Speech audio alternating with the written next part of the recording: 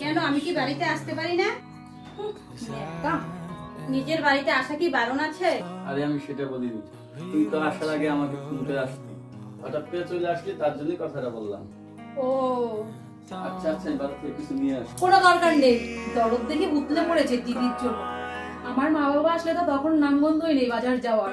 এখন দিদি আসা মাত্র বাজারে চলে যাচ্ছে। টাকা আছে না বাচ্চার বেতনের টাকা নিয়ে যাচ্ছ? আরে এরকম করে কথা বলছো কেন? বাজারে যেতে হবে না, ঘরে যা আছে তাই খাবে তোমার দিদি। এই টাকা নষ্ট করার কোনো দরকার নেই।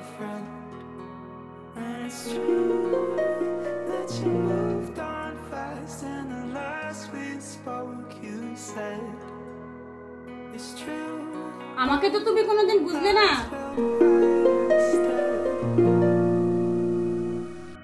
যখন আমি না থাকবো তখন তুমি বুঝবে কিরকম লাগে। যাও যাও, তুমি তোমার বাপের বাড়ি গিয়ে সুখে থাকো, যাও।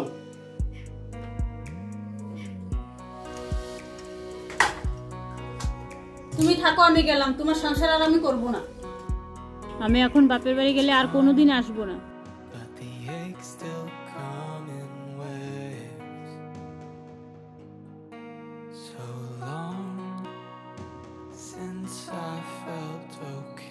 থাক থাক ভাই, বাজারে যেতে হবে না। আমি থাকার জন্য আসি নাই ভাই। এদিক দিয়ে যাচ্ছিলাম, ভাবলাম তোদের সঙ্গে দেখা হয়ে যায়। এখন তো দেখা হয়ে গেল। তাহলে এখন আমি যাই। এখনই চলে যাবি? ভাই আমাকে এখনই যেতে হবে। তোরা সবাই ভালো থাকিস, সময় পেলে তোরা আমাদের বাড়িতে ঘুরতে যাস। আচ্ছা ঠিক আছে। স্বামীকে এত বড় কথা বলে আসলাম যে আমি আর তোমার সংসার করতে পারবো না। এখন যা দেখলাম বাপের বাড়ি থেকে স্বামীর বাড়ি ভালো। আসলে বিয়ের পর যদি শখের কোনো স্থান থাকে তাহলে সেটা স্বামীর বাড়ি।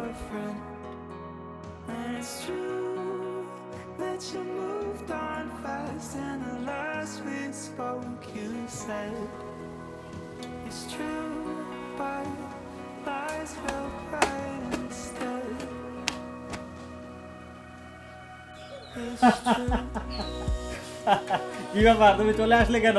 তুমি না বলেছিলে আমার সংসার করবে না, তাহলে এখন চলে আসলে কেন? তুমি হাসতেছো কেন? হাসার তো কিচ্ছু হয়নি। তোমাকে ভালোবাসি বলে আমি চলে এলাম। হ্যাঁ জানি তো আমি।